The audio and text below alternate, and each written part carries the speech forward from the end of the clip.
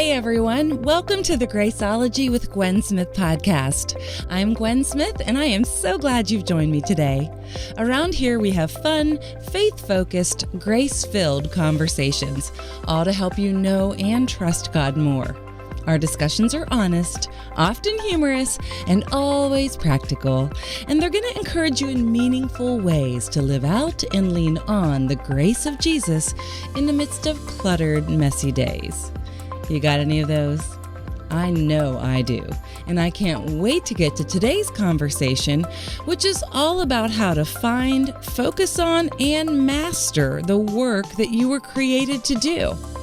My guest is entrepreneurial pioneer, thought leader, and best-selling author Jordan Raynor. And I cannot think of a better way to kick off Season 3 of Graceologie and a new decade than with this episode, guys. Imagine how different your life would be if you spent your days doing the very thing that brings you the greatest joy. It's possible, but it's rare. Most people spend their days making small amounts of progress in a million different directions, competent at many things, but exceptional at none. In today's episode, Jordan unpacks some practical principles and inspiring stories that are going to help move you towards excellence in areas that matter to you most. It is like a free master coaching session. I am not even kidding. You're going to love it. I totally connected with the heart and the wisdom in today's discussion, and I was challenged in more ways than I can even explain. I am super excited to share this with you, so here is my conversation with Jordan.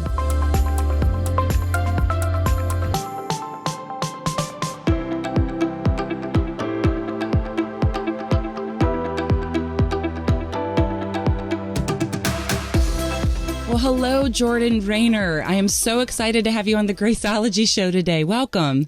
I'm excited to be here. Thanks for having me, Gwen. Yay. Right off the bat, we always have our guests on the hot seat here at Graceologie. So I'm going to put you through a little speed round of questions so that we can get to know you in a casual way, okay? There's nothing like starting with the intimidating hot seat questions. I respect it. Yeah. Well, kind of gets everyone's guard down a little bit. Yeah. Okay, here we go. Jordan, how do you order your steak? How do I order my steak? Medium. Okay. How old were you when you met your wife? Ooh, I was a freshman at Florida State University, go Noles. So I was 19, 18, something like that. Okay. I'm doing a tomahawk in my studio here. So. I like it. Thank you. All right. What sport do you love the most? I love watching hockey, actually. I live in Tampa Bay. We have a great hockey team down here, so I love hockey. That's a weird answer. It is a weird answer for a Floridian. For Floridian. Right, exactly. Okay, Jordan, chess or Monopoly? Monopoly. What quote or scripture verse do you recite to your children over and over? Oh, man. Children, obey your parents in the Lord, for this is right.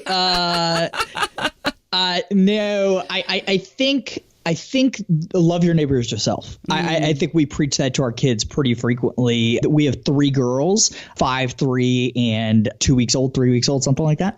And so, yeah, it's crazy. My life's a little nuts right now. And so the 5-year-old and the 3-year-old are at that age where they're fighting all the time. And so just preaching selflessness on a regular basis is a big thing. I know, isn't it? I know. I must be a bad dad. Yeah.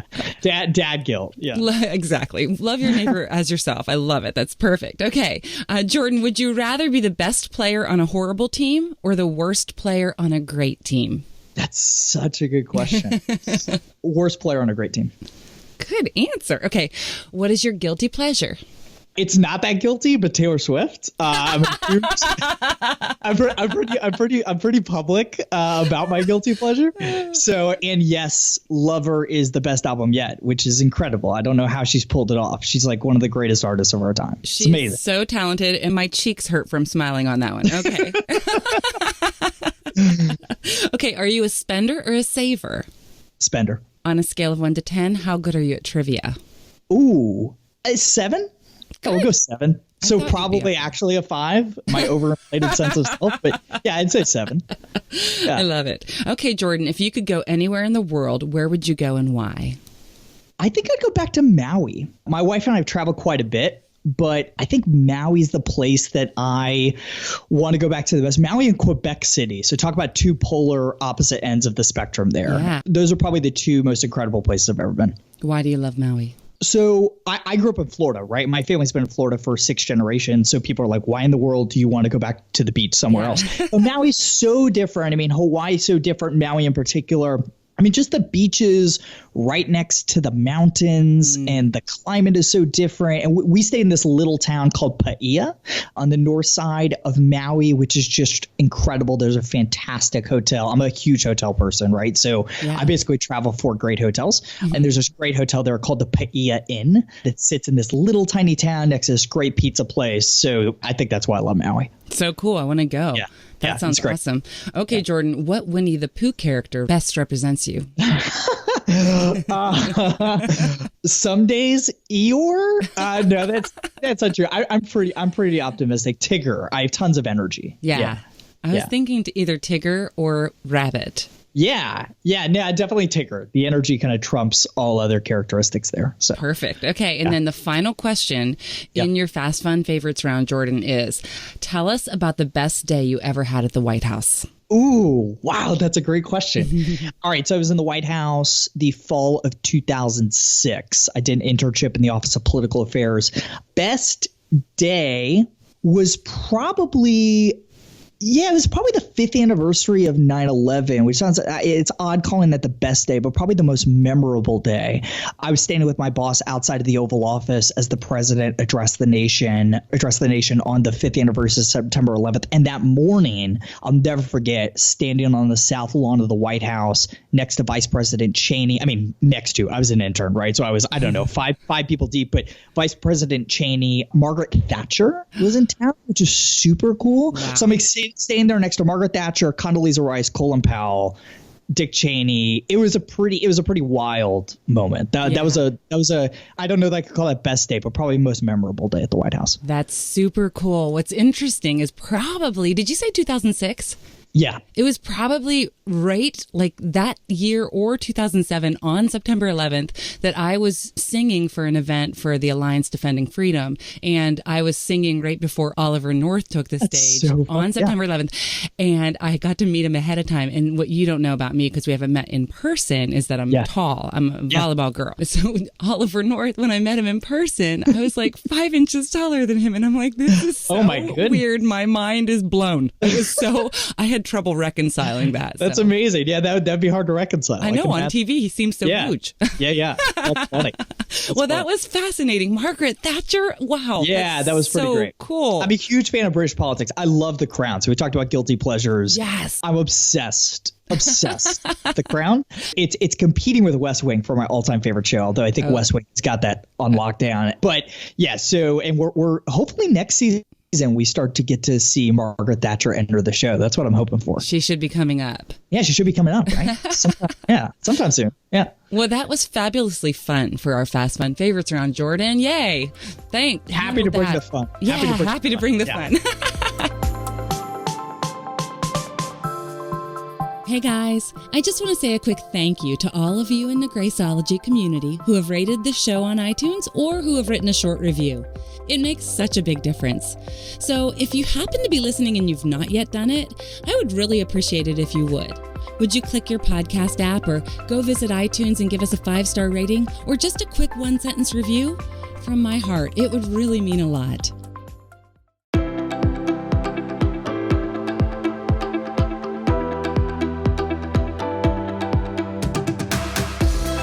Okay, well, now that we're done with all that fun stuff, we're not done with the fun stuff. We're not done with the fun stuff. But now that we're done with the Fast Fun Favorites, would you just go ahead and introduce yourself formally, maybe not so formally, but just tell my Graceologie community a little bit about who you are and what God has you doing? Yeah, sure. So my name is Jordan Raynor. I am the national best-selling author of a book called Called to Create. But I've really spent my whole career as a serial entrepreneur. So I started and sold a couple of companies. For the last 2.5 years, I was running a really well-financed tech startup down here in Tampa called Threshold 360, where we built the world's largest library of 360 experiences of hotels and restaurants and shops and attractions. But I actually stepped down as CEO about 9 months ago so I could focus full-time time on writing and producing podcasts and other content that helps Christians do their most exceptional work for the glory of God and the good of others. So we could talk about the backstory and why that's so important to me, but that's kind of what Called to Create's all about. And that's definitely what my next book is all about. I'm coming out with a book called Master of One, Find and Focus on the Work God Created You to Do. And it's all about helping you wherever you're at in life, find and focus on the vocational work that God's created you to do and do it masterfully well, not primarily for your own happiness, not primarily for your own fame or your own fortune, but primarily because that is a means of glorifying our great God and loving neighbor as self. Yeah, I love that. I'm super excited about Master of One. And that is what I want to talk to you about today, because the message of that book, I feel, is going to benefit every single listener in my Graceologie community, whether she's in the traditional workplace or whether she works for herself, whether she works for her family at home, whatever. It's a powerful message. So yeah, you kind of started off with my question, which is tell me about the backstory of the book. I know you start off with a story right off the bat of kind of us being, jack of all trades, master of none. That's kind of my life story. So you were nailing me right off the bat. And tell us the backstory. Yeah, so that's my backstory too, right? So I have long been described as a jack of all trades and a master of none. Well, I used to be described as a master of none, always been described as a jack of all trades. And listen, I have no problem being a jack of all trades. I actually think that having a wide range of skills and interests is just kind of an inevitable byproduct of finding the work God created you to do, right? In order to find your one thing that you want to master vocationally, you got to try a lot of different stuff. And along the way, you're going to pick up a lot of skills and become a jack or Jill of all trades. I do have a huge problem with being described as a master of none, and I hope your listeners have a problem with that too, essentially because I think the essence of the Christian life is to glorify God and love neighbors as selves. And how do we do that through our work? We do that by doing our work masterfully well, by being imitators, image bearers of God, whose character is, excellence is far too trite a word for the God of the Bible. He's exceptional. He is perfect, right? So I just, the opposite of mastery is mediocrity, right? And mediocrity is nothing short, in my opinion, of a failure of love for neighbor and a misrepresentation of our Father. How can we be in the world doing mediocre work and saying that we're image bearers of God? That just doesn't line up to me. So, the book really starts with this question. All right, how do we find the work we can do most exceptionally well in service of God and others? And what's the alternative to being a master of none? And I would argue the solution is becoming a master of one. So supposedly, and I've yet to be able to verify this, but frankly, not all that important. Supposedly, Ben Franklin was the first one to utter this phrase, jack of all trades, master of none. But supposedly, we've been misquoting him for years. What he actually said was be a jack of all trades and a master of one, right? Wow. Which I think is really good advice for how you think about the work that God's created you to do in the world. So in Master of One, I help readers find, focus on, and master the work that God created them to do in the world. I love that. And I think that, I don't know that we've given a whole bunch of thought to this as individuals, as a whole. That's why I was so excited to table this conversation when I picked up your book and started to, because I prayerfully consider every different person I bring on, every different guest that I bring on to Graceologie. And at first I was like, oh, it's a man, it's a business guy. Yeah. But you know what? The more I understood the message of what you're trying to say, it is a calling up of the bride to step up essentially and to seek the heart of God towards, I just was thinking it's kind of light bulb to laser. Is what you're calling us to. What do you mean by that? What do you mean by that? We're all bright. We've got the light of the world in us. But when you harness the direction of that light, it becomes a focused laser. Yeah. And so that's kind of the heart of what I see your message as being. And so I thought, plus we have a mutual friend of Kelly Stewart. So I thought, Kelly was like, you have to have Jordan Raynor. And I'm like, guys, I kind of limit the men. But no, I'm just kidding. I want to always I respect that. Yeah. No. No, women guests are far better than men most of the time. We are chicks around here in the Graceologie community, but it's a good thing I have a unisex name, right? Lots of people clicked this episode thinking that there was going to be a woman guest, and they already left the show. They already left the show. Yeah. Actually, here is why I decided to have men on, because initially I wasn't going to, is because I felt like the most important obligation I have as the host of Graceologie is to provide valuable content to my listeners, to provide content and guests and conversations that are going to challenge them, spur them on, help them to know and trust God more, to be able to navigate this crazy, messy thing called life. So that is why I am not afraid to have a man on my show. I love it. Side note for all the Graceologie community, in case you've been wondering.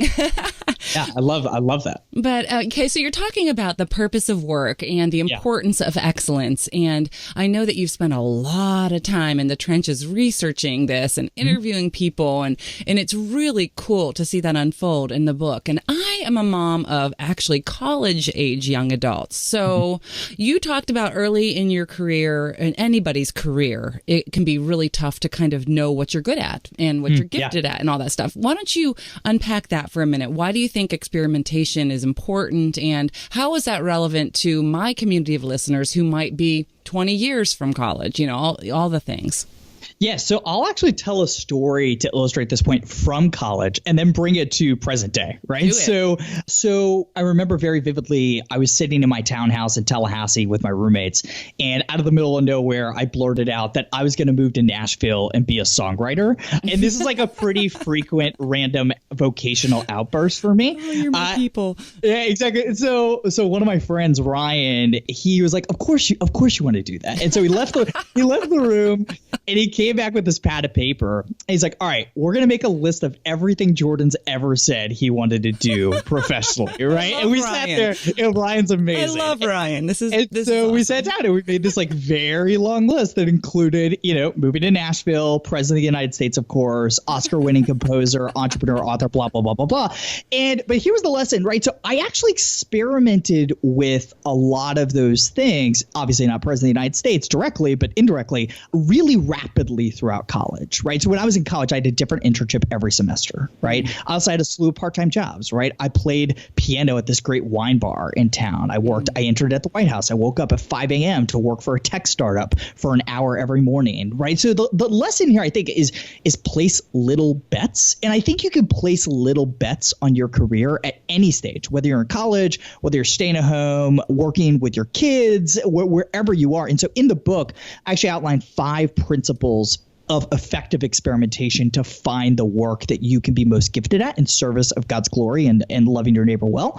So those 5 principles of effective experimentation are outlined in the book in detail. But the first one is, place little bets, place lots of little bets. If you've wanted to write, maybe you're sitting there thinking, man, I've always wanted to write a book, right? Place a little bet, write an executive summary of the book and shop it around to a few friends to see if it's even a book worth writing, right? Or write a sample chapter, whatever it might be, place little bets. Yeah. Get validation, because you can't know what you're good at until you try things out. And, I talk in the book about, what is the purpose of work? The purpose of work for the Christian is the purpose of life, God's glory, the good of others. And if that's our primary aim, even above our own vocational happiness, right, then necessarily we'll put our, hypotheses of what we can be good at to test in the real world to get feedback from those we serve, because that's the purpose of work, right, is serving those people really, really well. But you can't know if you're serving people well until you experiment widely. Yeah, I totally love that. So we're super practical around here. So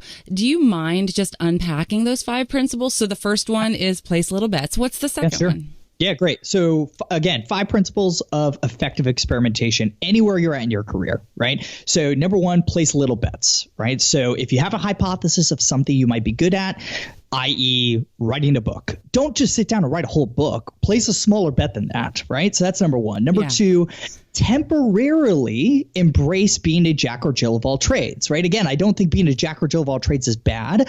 I think it's the inevitable byproduct of discerning our calling. So embrace that. Place a bunch of little bets, experiment with a bunch of things, collect a wide variety of skills, right? In search of the one thing that you're going to double down on, right? And sink your teeth into and master for the glory of God and the good of others. Number 3, fail fast, right? Don't continue to do something if you're perennially failing at it. Fail fast and move on. Number 4, go where you will learn the most. So for college students, this is always my advice, right? If you're deciding between 2 jobs, if you're 22 and finances aren't your number 1 concern, don't go for the highest paying job necessarily. Go where you're going to learn the most about what you're gifted at, right? And then finally, the 5th principle of effective experimentation, keep your one thing in mind, right? So experimentation, vocational experimentation is good, but as I argue in Master of One, it's a means to an end. And that end is finding the work that God has best suited you to do in the world in service of his glory and love of your neighbor. So you want to make sure that you're always looking for that one thing, that intersection of passions and gifts and opportunities to converge and do your best work for the glory of God and the good of others. That's so terrific. I love it. Hey friends, Gwen here. I want to talk to you about Bible study. Here's what I know for sure. Everything about your relationship with God will grow stronger when you're intentional to get to know him more intimately by studying his word. And the thing is, it doesn't take that long to open your Bible up every day and read. When you have a plan and a community to connect with, Bible study becomes more routine and faith becomes more authentic. But you've got to take the time to prioritize studying the Bible so that you can move forward growing in faith and experience the power, perspective, and peace that God provides and that we all want. Your relationship with the Lord grows stronger when you spend regular time in the Word. And I want to show you how to establish a simple and effective process for studying the Bible. I have a free online Bible study that'll show you exactly how to get started. I'm going to walk you through how to study the Bible using an inductive method that can be done in the comfort of your own home and in a time frame that fits with your personal schedule, even if you've never done a Bible study before in your life. Go to gwensmith.net/psalmadventure. That's gwensmith.net/psalmadventure to sign up for my free online Bible study. And I promise you'll walk away with a clear understanding of how to get started with a personal inductive Bible study plan. Don't wait. Everything about your relationship with God will grow stronger when you're intentional to know and trust him more by studying the Bible.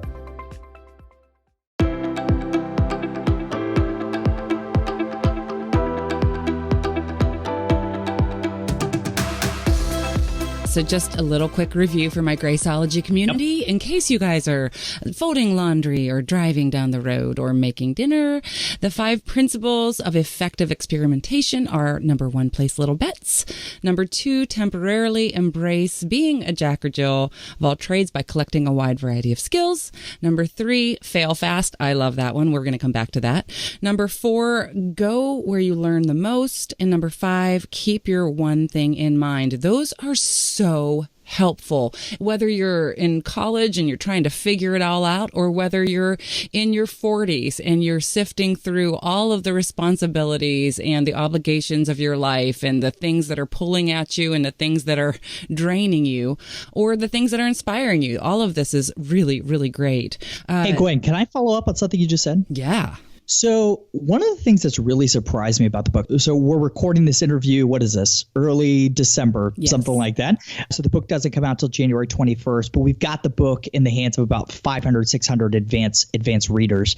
And one of the things that has surprised me is I think the book is resonating with people later in life, even more so than it is in college, right? So we've been talking a lot about college and kind of at the beginning of people's careers.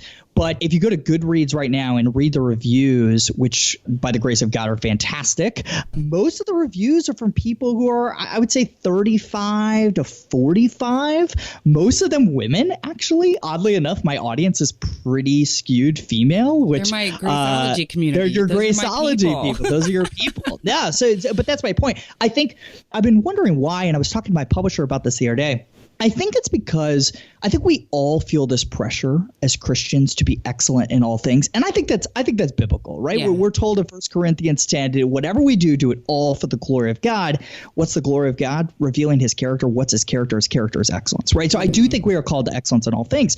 But that feels exhausting, right? When you are a mom or dad, when you're a wife or a husband, and you have these vocational responsibilities. And so the case I make in the book is it's precisely because we are called to be excellence in all things as Christians, that we cannot be excellent at many things vocationally at the same time. You can't pursue mastery of more than one thing at a time, so long as you believe you're also called to be an excellent mother and an excellent wife and an excellent father. Like, I can't do it, right? Like, I've got 3 little kids. Like, I spend a lot of time with them. I can't be pursuing mastery of more than one thing. And you're not even sleeping. You have a newborn. No, I have a newborn. That's exactly. Oh my gosh, last night was a disaster. So if I'm incoherent today, it's because I'm operating on 4 hours of sleep instead of my typical 8. Brother, I remember those days. Oh, Trust me.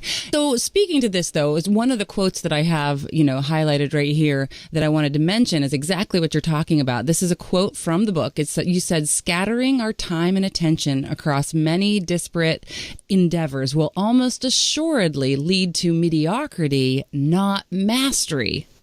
That one, was a dagger to my heart. I'm not going to lie. But, another thing that you said in your book is, for too long, we've believed the lie that more activity, more roles, and more responsibility equals greater effectiveness. And nothing could be further from the truth. Can you speak to this? Because in my life, this becomes a messy pattern of cycle where I will rid myself of too many obligations, but then you just pick them right back up again. And I know that you are speaking to a community of women who are serving their communities, their families, their workplace. They're running themselves ragged to some degree, and it's causing us to lack excellence instead of step into it. Yeah. So there's a whole chapter on the book. So the second part of the book is the path to mastery, right? So how do you find, how do you focus, how do you master your one thing, right? So step 1 is explore. Well, this is the experimentation we've been talking about. Step 2 is choose. Step 3 is eliminate. And then step 4 is master, right? And I outlined the 3 keys to mastering anything vocationally. So go back a step to elimination and saying no. This is so critical, right? So 1, in order for us to be really good at saying no to commitments that are vying for our time, we have to say yes to something. We have to be very clear about what we are saying yes to in our lives. So for me, I'm saying yes to being an exceptional husband, an exceptional father, and an exceptional entrepreneur within this particular endeavor that I am now running, called Jordan Raynor and Company, that's producing books and content, yada, yada, yada. That's it. Right? Like, I'm saying no to everything else. So you got to get really clear on that. But once you get clear on that, you got to ruthlessly say no. If we're unwilling to say no to the non-essential things in our lives in order to focus on the work we feel called to master, I think we're just selfishly holding back the contribution that God has called us to make in the world. And frankly, I think it's pretty clear in the Gospels that Jesus understood this really, really deeply, right? So there's this great scene in Mark chapter 1. I think illustrates this really well. Mark kind of opens up this account of Jesus's ministry on this particularly productive day where Jesus drove out demons from the man in the synagogue. Then he went to Peter's mother-in-law's house, healed Peter's mother-in-law, and then everybody from the town basically showed up at Peter's mother-in-law's house. It was like, hey, party. Heal me, right? And so block party at Peter's mother-in-law's place. Yeah. Jesus heals all these people. So they go to bed. And the next day, the disciples find Jesus alone. And they say, hey, everyone is looking for you. Like, everybody had come back to the house for an encore on day 2. And in Mark 1, verse 38, Jesus said, let us go somewhere else so I can preach there also. Yes. That is why I have come. Right? So Jesus didn't come just to heal people and just to reveal his identity. His essential mission on earth, by the way, this is wild to think about. Jesus was fully God and fully man, and yet he, the Son of God, recognized the limits that time and attention place on our earthly bodies, right? So his essential mission was to preach the gospel in word and deed, ultimate deed on the cross, right? So he was crystal clear on his purpose, his one thing, what he was saying yes to, and that led him to say no all the time to good things, right? Healing people was a good thing, right? Yes. But he said no to it on day 2 because he had to focus on the essential work the Father gave him to do during his time on earth. And if Jesus can't say no to everything, neither can we, right? So if we're going to do our most exceptional work for the glory of God and the good of others, we've got to get in the habit of saying no. Yeah, I totally agree. And this is something that my husband and I implemented in our family probably about 15 years ago. I've been in public ministry for 20, and about 15 years ago, when my kids were little, like y'all have right now, we sat down because I was getting all these invitations to go. And at that time, I was just doing a lot of leading worship and doing concerts and just beginning to speak, but most of it was musical. So you're like my spirit animal. But but back in those days, we had to figure out how I could most effectively be true to the calling of what God was, calling me to in ministry, but also serve the first and most priority ministry in my life, which was to Brad and the kids. And so we prayerfully sat down and we had a conversation like, what can this look like that makes the most sense? And it was actually elimination that brought me the freedom to move forward in the calling. And for me, that looked like taming the evil yes monster. I had to, Brad said, well, it would be a win for our family if you were home, let's say 65 to 70% of the weekends, because you're home during the week as well. So if you could, say yes to maybe 30% of the weekends in a year, then that would be a win for our family because you'd be home 70% of it. And it'd be a win for what God's called you to. So we're like, okay, let's quantify that. So there's 52 weekends in a year. We looked at like roughly 30%. So it's like, okay, well, you can, say yes to 18 to 20 weekend events in a year. And it's a win for our family. And then we even got more specific, and it was, I couldn't say yes more than 3 weekends in a row because otherwise we're all going bananas. And it didn't serve me well. It didn't serve my family well. It would cause tension and all the things. So there's so much wisdom there. Well, there's so much wisdom there. And can I try to make it real practical and applicable for your audience and what I'm hearing you say? Yeah. I hate the term work-life balance. I'm probably offending 90% of your listeners right now. Now, here's why. I don't think balance is what we're called to. For example, right now, my life is pretty imbalanced. I have a newborn at the house. I would not be an excellent father if my life was perfectly balanced in this season of life. I don't think we're called to work-life balance. I think we're called to whole life excellence.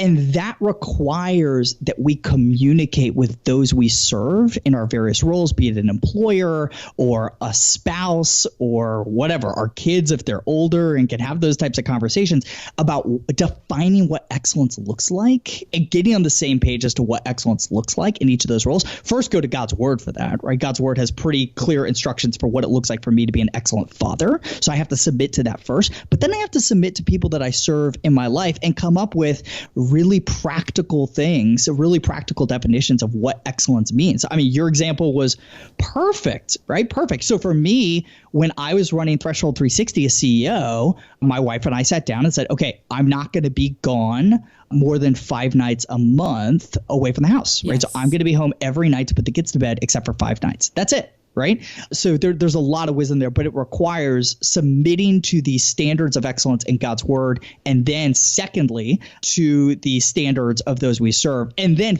finally, third, and by far the last, defining our own standards for what excellence looks like. Totally. And for that same purpose, I also established about 15 years ago a personal boundary that I don't go to bunco. I don't go to the parties. If you're hosting a party for an independent sales consultant, I just don't go. I might order from you, but I'm not going to leave my family to have that time of engagement. I would rather go to lunch with a friend one-on-one. But my family time was so protected over the past 15 years because of that exact same thing.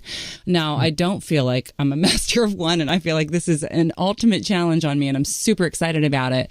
But I do feel that the boundaries, and some people think boundaries are such a negative word. I think they're amazing because within the boundaries of the structure that we agreed upon with my husband and I, it gave me freedom to recognize what I could say yes to and what I couldn't.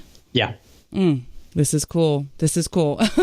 All right. So in your research for your book, Master of One, Jordan, you interviewed a lot of different people. Yeah. And various roles of how they discerned their calling and became masters of their craft. So tell us about some of the key questions that just ended up popping up in your interview, and what filter you now have learned that we should all be asking ourselves as we consider our one thing.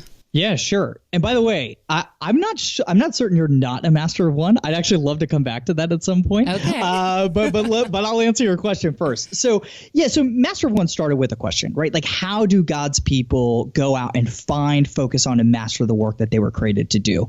And in order to answer that question, we did tons of research of God's word, of business literature, and then we sat down with about 25 Christians who are unequivocal masters of their crafts, right? We talked to Tony Dungy, the NFL Hall of Fame coach. Yes, we love talked him. to Cynthia Marshall, the CEO of the Dallas Mavericks, first Black female CEO in the NBA. Emily Lay, who I'm sure a lot of your listeners love. Scott Harrison at Charity Water. C.S. Lewis's stepson. Really fun story behind that interview. So lots of conversations. And time again, there were three questions that kept popping up that these people tended to ask themselves, sometimes intentionally, but sometimes they just kind of realized these were the questions they were asking retrospectively as they discerned their one thing. Number one, what am I passionate about? Number two, what gifts has God given me? And number three, where do I have the best opportunity to glorify God and serve others, right? So I expound upon the nuances of those questions in Master of One at length, but let me just share two insights right now that I think will be helpful to your listeners. So number one, of those three questions, passions, gifts, best opportunity to glorify God and serve others, I think the question of gifts is the most important, right? Millennials, including myself, grew up hearing our parents and basically every adult in our lives say, follow your passions, follow your dreams, do whatever makes you happy. And it turns out that's probably the worst career advice you could give a young person. And as I explained in the book, the reason why is, frankly, pretty simply, it doesn't work at all.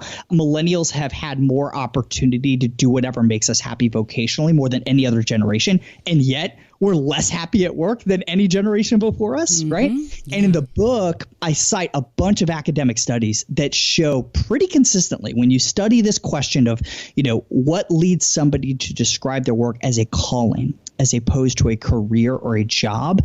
Study that question with doctors, clerical workers, programmers. Academics are finding that the number one predictor of whether or not they say their work is a calling is not whether or not they were passionate about the work before they started it. It was the number of years they had spent in that vocation, right? Wow. So in other words, passion is a side effect of mastery. You get to love what you do by getting really good at it. And by the way, that shouldn't come as a surprise to Christians, right? We are called to model our lives after the one who came not to be served, but to serve, right? Follow your passions basically just focuses on what value a job can offer you. I would argue a much more effective and God-honoring strategy. Follow your gifts, right? Yeah. Focus on the work you can do exceptionally well as a means of making others happy. And that's the most predictable path to finding work that you're going to stay in love with over a long period of time, right? Yeah. So that's advice number one. If you focus on the questions of gifts rather than passions. The second insight is this. It's related to this question of, where do I have the best opportunity to glorify God and serve others? I think a lot of us treat vocation like Mr. Right, right? Like I think we believe this lie that somewhere out there's this magical one thing that God created us to do in the world. And I hate to break it to you and to me, we're just not that special in God's story. Right. This story's not about us. This story's about God's glory. Needle in the haystack, baby. Needle in the haystack. That's exactly right. There's no Mr. Right for our careers, but there is a Mr. Best, right? God has created us uniquely. He's designed us with unique interests, unique giftings. So I believe there's a Mr. Best out there for all of us vocationally. And there's an imperative to commit to finding and committing to that thing if we want to do our very best work. And in the book, I show you exactly how. That's awesome. It's interesting because even when you are speaking over those three questions that really rose about the filter that the individuals, these high achieving, focused, thriving individuals ask themselves, those are like some of the primary three questions that I ask when I'm doing coaching, because I do some personal and professional coaching as well. That's like, we start off with that. It's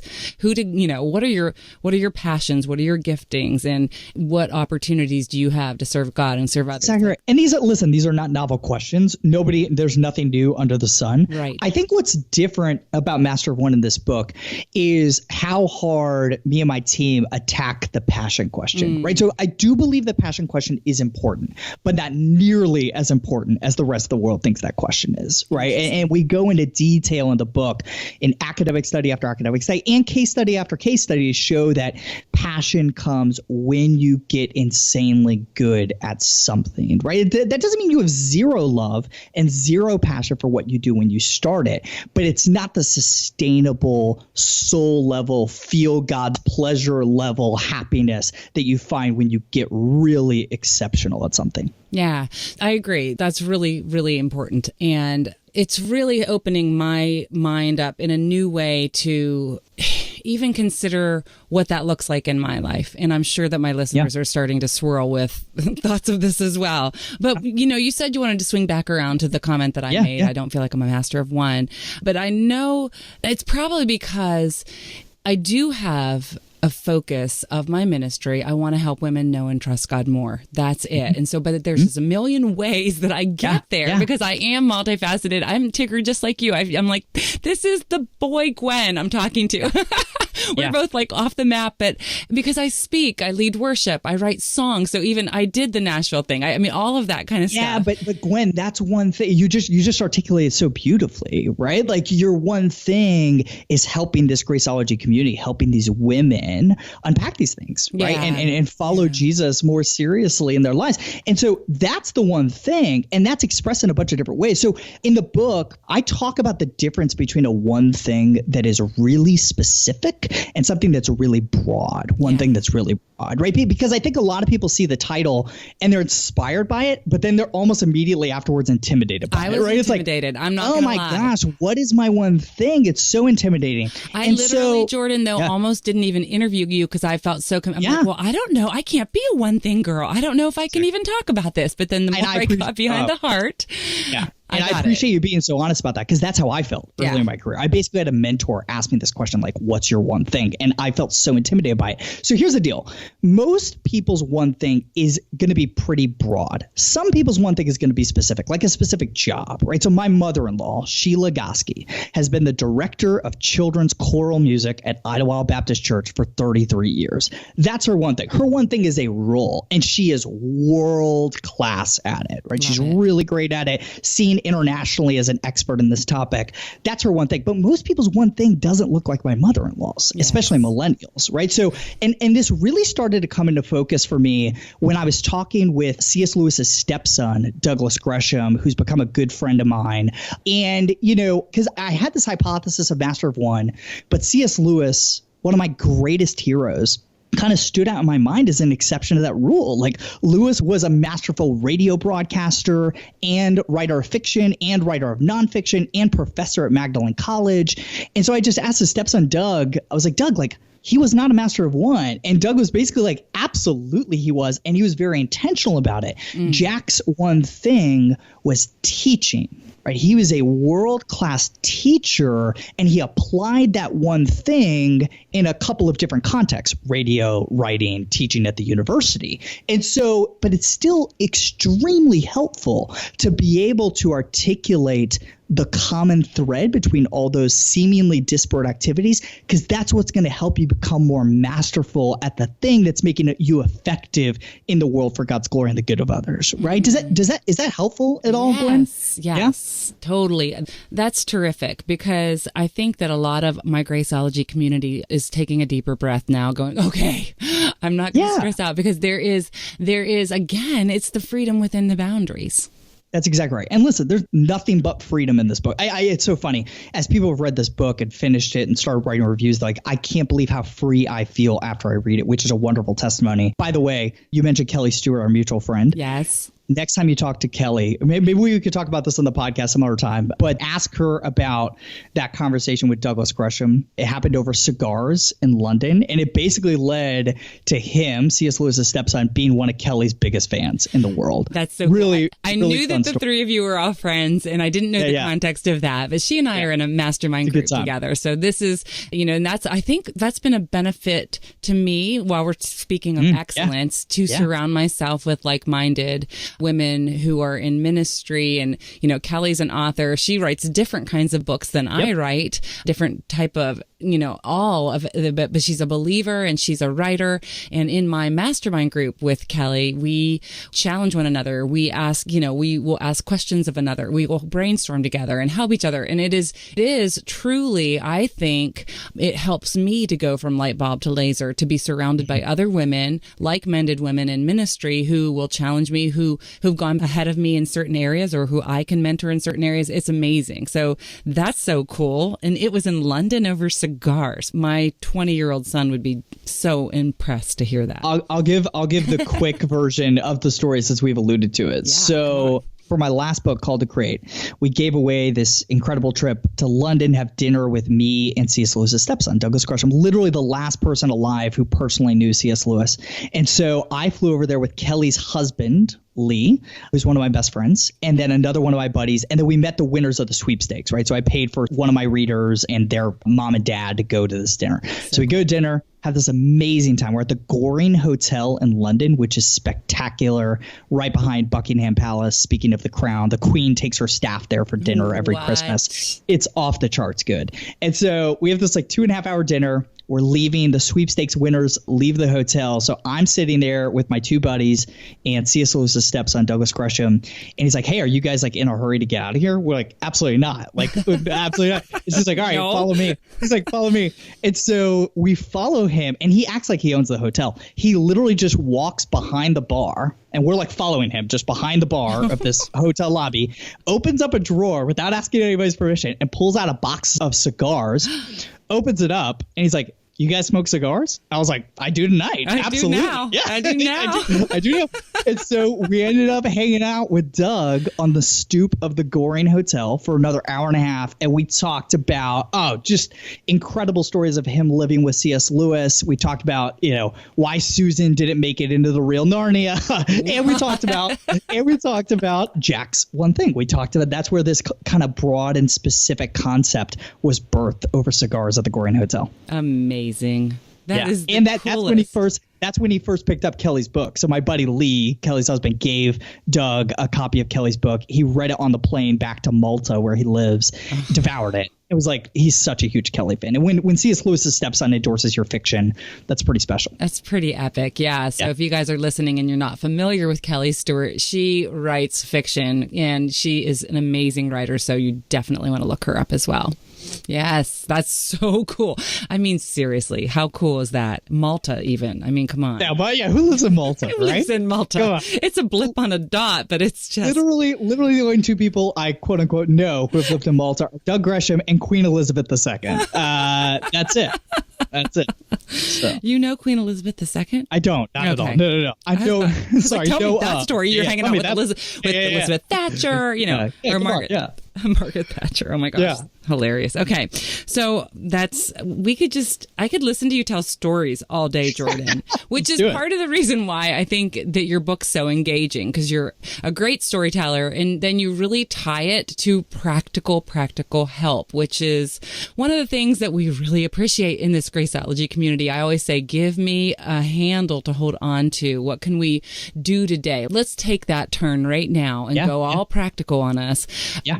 What can my Graceologie listeners do today that will help move them towards being a master of one in their own life, in their own household, in their own workplace? And how do they move towards these passions? Right. Yeah, great. So I'll give you the conceptual answer and then the very practical one. Perfect. Right. So conceptually, it's what I said a few minutes ago.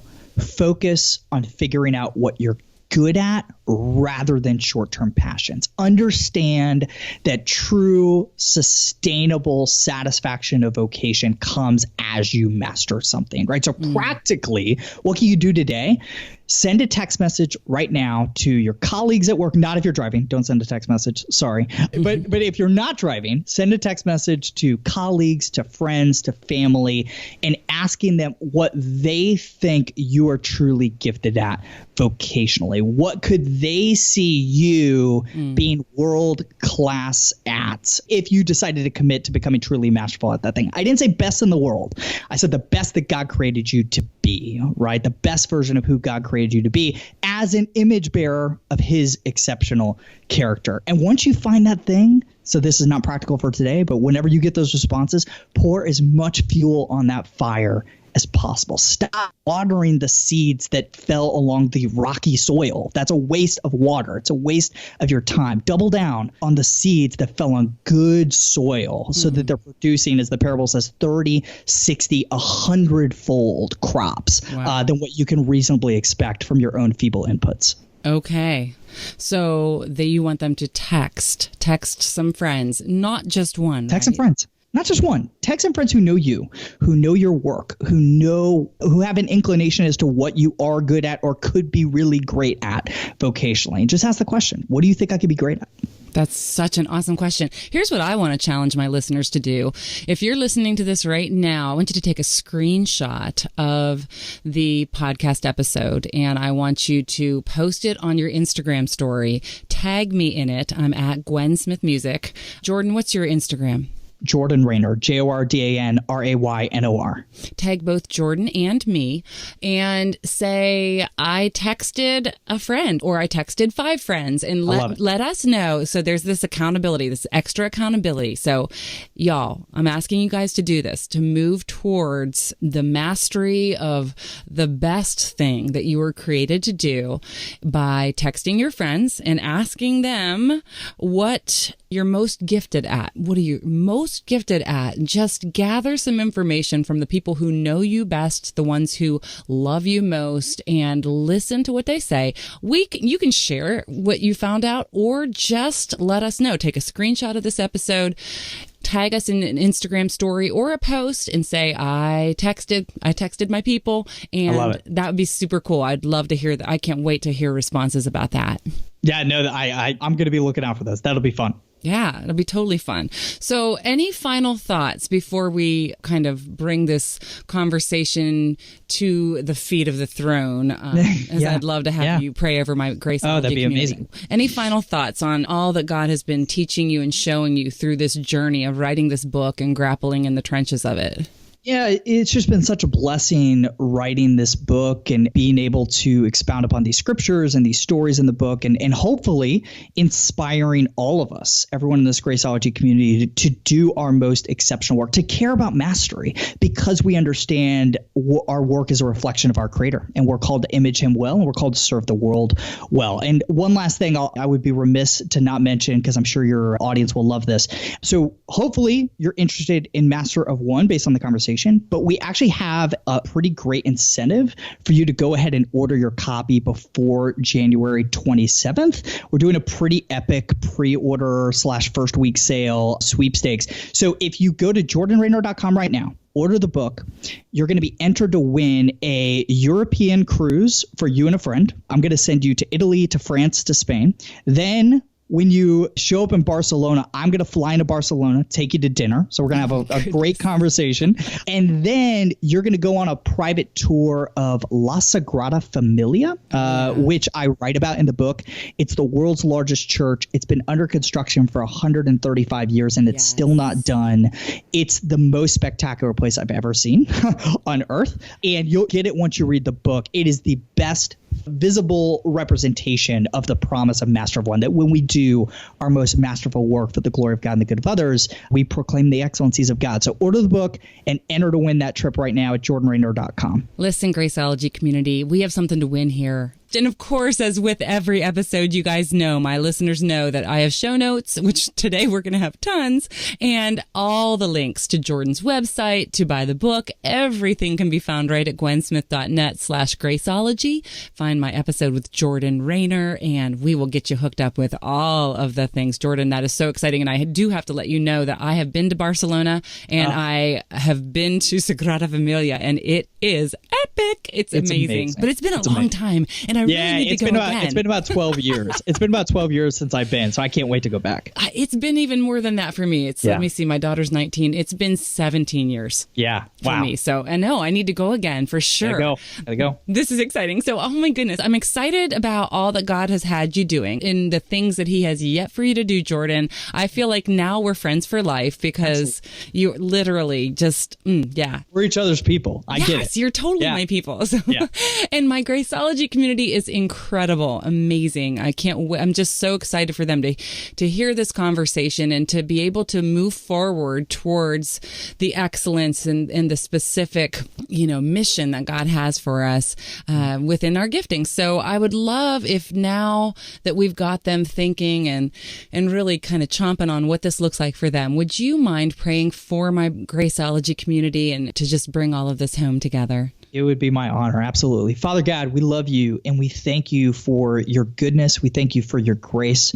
We thank you for this Graceologie community, God. And I just pray that each and every one of us, myself, chief among us, would be convicted of the need to live our lives with excellence, with whole life excellence at home, at work, because excellence is a means of bringing you great glory, of bringing you great fame, of rightly representing you to the world and loving our neighbors as ourselves. I pray that if there's anyone in this audience today that's listening, wrestling with what's my one thing? What is the work that I'm called to do in this season of life?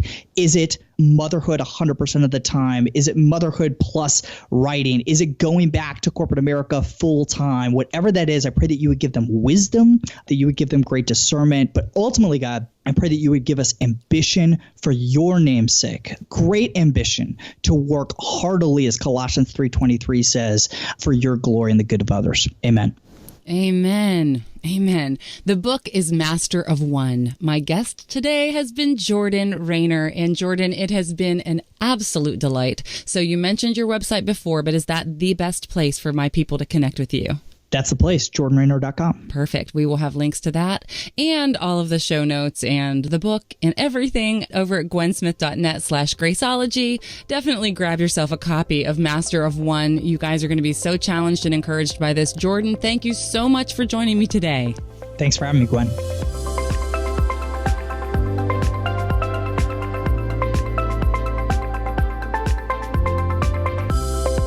Okay, that was definitely one of my favorite conversations ever on the Graceologie podcast.